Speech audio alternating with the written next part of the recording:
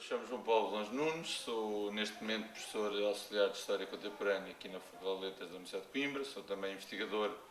de um dos centros de investigação da Universidade de Coimbra, no caso o 620, Centro de Estudos Interdisciplinares do século XX da UC. Sou antigo estudante da Universidade, ou seja, fiz a minha licenciatura, o mestrado e o doutoramento aqui na Universidade de Coimbra, onde portanto agora leciono e investigo. E dada a minha área de formação, o meu interesse especial versa questões de história contemporânea e para além de história contemporânea, de património, museologia, didática da história, etc. Eu achei que produção historiográfica para um público mais geral pode ser eventualmente menos simpático, embora pense que a história seja daquelas ciências que consegue produzir textos que muitas pessoas conseguem ler, e então pensei sugerir obras que sejam cruzadas, ou seja, que tenham um componente de ficção, mas que tenham como pretexto períodos históricos ou épocas históricas. Então trouxe alguns, iria tentar, de alguma maneira, apresentá-los. O primeiro que eu iria sugerir é um livro, de alguma maneira, estranho, porque o próprio título implica um jogo ficcional e chama-se Autobiografia do General Franco. Foi escrito por um escritor catalão, embora espanhol, mas de língua castelhana, Manuel Vázquez Montalbán. E é um livro particularmente interessante porque, primeiro, é escrito por um romancista, portanto, por um ficcionista, mas inclui muitas das polémicas e dos debates e das angústias que os historiadores têm quando tratam, por exemplo, regimes ditatoriais e, no caso, o franquismo em particular. E depois, porque assume a forma de uma autobiografia, ou seja, o escritor produz um romance, de alguma maneira, em que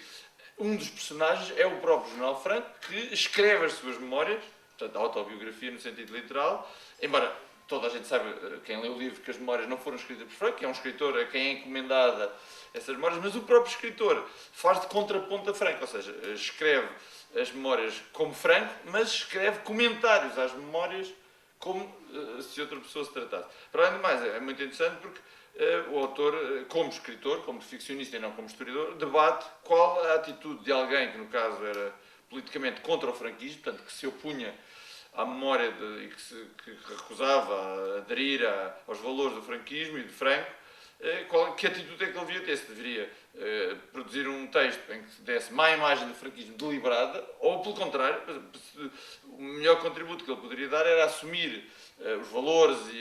e a perspectiva de Franco e depois contrapor a sua própria, mas num diálogo entre partes e não misturando as duas partes numa só e criando uma imagem deliberadamente falsa e negativa do franquismo. Portanto, se a melhor atitude é lidar com a realidade ou criar uma realidade ficcional para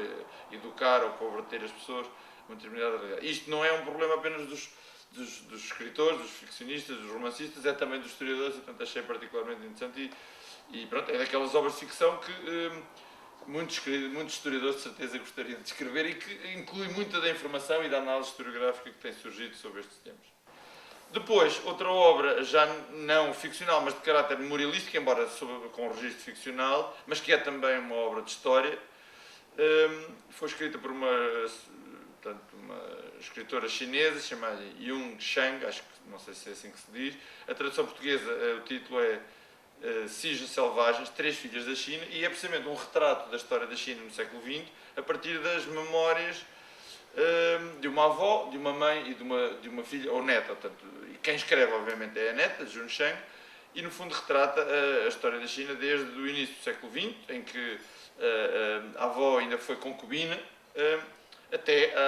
à mãe que foi quadra do Partido Comunista Chinês e a filha que foi jovem guarda vermelha durante a Revolução Cultural e que depois, passada a Revolução Cultural e regressada à escola, etc., vem estudar para o Reino Unido e fica a viver no Reino Unido. E, portanto, é um retrato que nem sequer é um retrato meramente condenatório ou crítico sobre a experiência chinesa, quer antes, quer depois de 49 e da Revolução Comunista, ou da tomada de poder pelos comunistas na China, sobre pronto, a imensidão da China e o processo de modernização da sociedade chinesa e o papel do maoísmo, dos comunistas, dos nacionalistas e dos outros países, os países vizinhos da China, as grandes potências,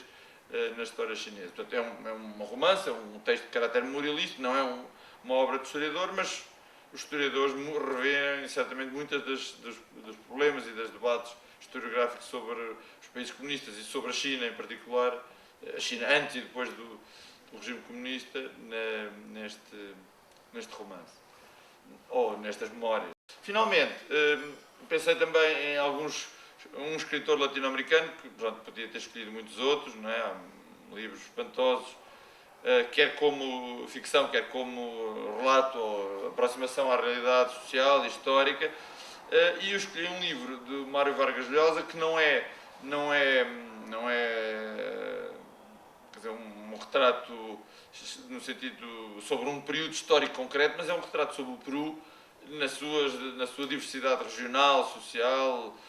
cultural e mental, hoje, mas também no passado, tanto pode ser hoje como pode ser nos finais do século XIX, aos inícios, a meados do século XX, que tem uma estratégia ficcional muito complexa, porque ele cruza vários cenários e vários personagens, sendo que os nomes de muitos dos personagens são iguais nos vários cenários, só que o perfil, a linguagem utilizada por cada personagem, portanto, o registro escrito as mundividências, a mentalidade, os valores, até são diferentes, e portanto é um retrato da diferença e das semelhanças dos peruanos e dos vários contextos sociais e geográficos do Peru e, portanto, no fundo, da América Latina, da América Andina, pelo menos.